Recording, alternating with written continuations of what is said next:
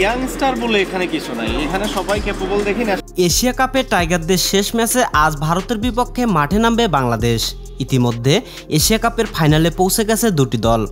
ভারত ও শ্রীলঙ্কা এই দুই দল খেলবে ফাইনাল। এদিকে নিয়ম রক্ষার্থে সুপার ফোরের শেষ ম্যাচে আজ মাঠে নামবে ভারত ও বাংলাদেশ। তবে এই ম্যাচে টাইগারদের একাদশে আসতে পারে বড় ধরনের পরিবর্তন।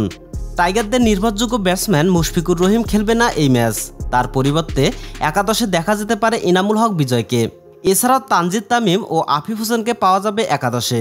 তবে চলুন এক নজরে দেখে নেওয়া যাক ভারতের বিপক্ষে টাইগারদের সম্ভাব্য একাদশ। মেহেদী হাসান মিরাজ, ইনামুল হক বিজয়, লিটন দাস, তাওহিদ হৃদয়, সাকিব আল হাসান, আফিফ হোসেন, তানজিদ তামিম, শামীম হোসেন পাটোয়ারি, তাসকিন আহমেদ, হাসান মাহমুদ ও মোস্তাফিজুর রহমান।